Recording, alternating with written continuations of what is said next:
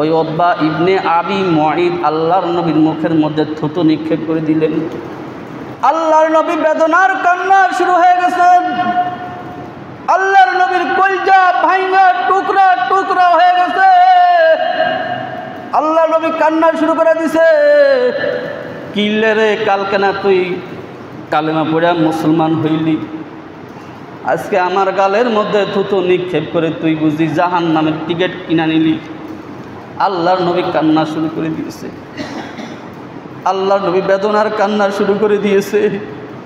আল্লাহর সহ্য হয় নাই। আল্লাহর সঙ্গে সঙ্গে জিবরাইল আলাইহিস সালামকে বলে, ও জিবরাইল, যাও আমার বন্ধুকে সান্ত্বনা দাও, আমার বন্ধু যেন না কাঁদে, আমার বন্ধুকে সান্ত্বনা দাও। জিবরাইল আলাইহিস সালাম এসে বলতেছে, ও পয়গম্বর, আল্লাহ আমাকে পাঠাইছে, আপনি কাঁদবেন না, আপনার কান্না আমার আল্লাহর সহ্য হয় না, আপনার কষ্ট আমার আল্লাহর সহ্য হয় না। ও পয়গম্বর, আপনি ওই দিনের কথা স্মরণ করেন। তখন আল্লাহ তাআলা আয়াতগুলো নাজিল করেন। কালামুল মুলুকি এই চ্যানেলটিকে সাবস্ক্রাইব করবেন। ইয়া লাইতানি ইত্তাখাযতু আর রাসূলি সাবিলা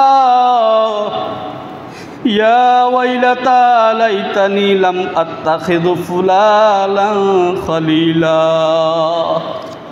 ও বন্ধু, আপনি কাঁদবেন না, আপনি ওই দিনের কথা স্মরণ করেন যেই দিন এই জালেমে আমার, যেদিন এই জালেমে আসামির কাঠগড়া আমার সামনে দাঁড়াবে। ও বন্ধু, ওই জালেমে সেদিন কি বলবে জানেননি? তখন সে বন্ধু কি বলবে জানেননি? তখন সে নিজের হাত নিজে কামড়াইয়া খাইতে থাকবে, নিজের কলিজা ছিঁড়ে চাবায়া চাবায়া খাইতে থাকবে, আর বলবে, হায় আমার ধ্বংস, কিল্লের যে মোহাম্মদ রে বন্ধু বানাইলাম না, কিল্লের দুষ্ট লোকরে বন্ধু বানাইলাম। আজকে যদি দুষ্ট লোকরে বন্ধু না বানাইতাম, তাইলে কঠিন মুসিবতের সময় আমি আল্লাহর আরশের নিচে ছায়া পাইতাম। কিল্লেরে ওই জালেমে বন্ধু বানাইলাম, যেই জালেমে সেই জালায় ওই খবিশরে বন্ধু বানাইলাম, যেই জালেমে জুলুম করে ওই খবিশরে বন্ধু বানাইলাম, যেই জালেমের সমাজের মধ্যে বোমাবাজি করে, যেই জালেমের সমাজের মধ্যে সমাজের দুশ্মন, ইসলামের দুশ্মন, ওই খবিশটারে কিল্লেরে বন্ধু বানাইলাম। আফসোস করে বলতে থাকবে, আল্লাহ তাআলা বর্ণনা করে বন্ধুরে সান্ত্বনা দিতেছে, বন্ধু আপনি ওই দিনের কথা স্মরণ করেন, আপনি কাঁদবেন না। ওই দিন সেই কথাগুলো বলে বলে কাঁদবে, আর নিজের হাত নিজে কামাইতে থাকবে, আর বলতে থাকবে, হায় আমার ধ্বংস, কিল্লেরে আমি মুহাম্মদরে বন্ধু বানাইলাম না, হায় আমার ধ্বংস, কিল্লেরে আমি উতবারে বন্ধু বানাইলাম, কিল্লেরে আমি আবু জাহিলরে বন্ধু বানাইলাম। কথা বুঝেন নাই? তাহলে এখন উতবা কি, এখন কি নবী আসেনি? কথা কানাকে, এখন নবী আছে? কথা জবাব দেন, এখন কি নবী আছে? এখন কোরআন হাদিসের কথা কে বলবে? আল্লাহর কোরআনের কথা কে বলবে? নবীর হাদিসের কথা কে বলবে? ওয়ারাসাতুল আম্বিয়া, আলেমরা বলবে। আলেমরা হইল নবীদের ওয়ারিস। তাইলে এখন ওই যে উতবার মতো, উতবা ইবনে আবি মুঈদের মতো কিছু কিছু উম্মত ওই শিকলে বাঁধা হয়ে কিয়ামতের ময়দানে নিজের হাত কামড়াইব, পা কামড়াইব, কলজা কামড়াইব, আর বলতে থাকবো, কিল্লেরে আলেমরে বন্ধু বানাইলাম না। বললাম না আগে তো কইছে, আয়াত নাজিল হবে একজনের উপরে, আসামি হইব কোটি কোটি। উতবা ইবনে আবি মুঈদের মতো চরিত্র আখলাক যার ভিতরে থাকবে, কিয়ামতের ময়দানে সে এরকম হাত কামড়াইতে কামড়াইতে বলবে, কিল্লা আলেমরে বন্ধু বানাইলাম না, কিল্লেরে শয়তানরে বন্ধু বানাইলাম, কিল্লেরে জালেমরে বন্ধু বানাইলাম। আজকে যদি আলেমদের বন্ধু বানাইতাম, তাহলে নেক্সট সোহবতের কারণে আজকে হয়তো আল্লাহ তাআলা আমাকেও জান্নাতে দাখিল করে দিত। কথা বুঝেন না কি কইছি? তো এই কারণে নেক্সট সোহবত অনেক দরকার। সৎসঙ্গ অনেক দরকার। আজকে সৎসঙ্গের কারণে আজকে আমাদের সন্তানগুলো নষ্ট হয়ে যেতে আছে। সন্তানগুলোদেরকে ভালো ছেলেদের সাথে চলাফেরা করার চেষ্টা করাইবেন।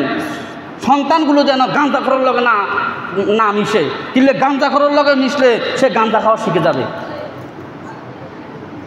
বাবাখোরের লগে মিশলে বাবা খাওয়া শিখে যাবে। মদখোরের লগে মিশলে মদ খাওয়া শিখে যাবে।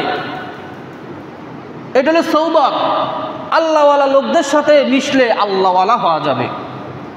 নামাজির সাথে চললে নামাজি হওয়া যাবে। নেককার লোকের সঙ্গে চললে নেককার হওয়া যাবে। এটা হলো সৌবত।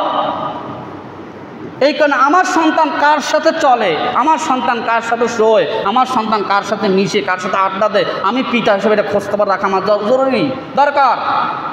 কারণ আমি আমার সন্তানকে ভালো শিক্ষা যদি না দেই, ছোটোবেলা থেকে ভালো শিক্ষা যদি না দিই, ভালো সুন্দর পরিবেশ যদি না দিই, তাহলে এই সন্তান আমার অবাধ্য হবে, এই সন্তান সমাজের অবাধ্য হবে, এই সন্তান সবার জীবনে কাল হয়ে দাঁড়াবে।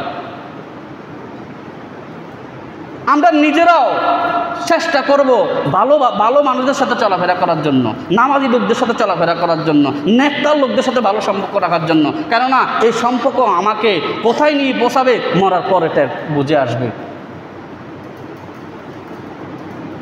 কথা বুঝেন না কি কইছি? তা আল্লাহ পাক রব্বুল আলামিন আমাদেরকে এই কথাগুলোর উপর আমল করার তৌফিক দান করুক এবং বেশি বেশি করে নেক আমল করার তৌফিক দান করুক এবং আল্লাহ পাক রব্বুল আলামিন আমাদেরকে নেককার লোকদের সাথে সম্পর্ক রাখার তৌফিক দান করুক। আমাদেরকে আল্লাহ তাআলা দুষ্ট লোক থেকে হেফাজত করুক, দুষ্ট লোকের সঙ্গ থেকে আল্লাহ তাআলা আমাদেরকে হেফাজত করুক। সকলে বলেন আমিন। যারা সুন্নত পড়েন নাই সেই জায়গা সুন্নত পড়ে নেন। ওয়া আখির দাওয়ানা আনিল হামদুলিল্লাহি রাব্বিল আলামিন।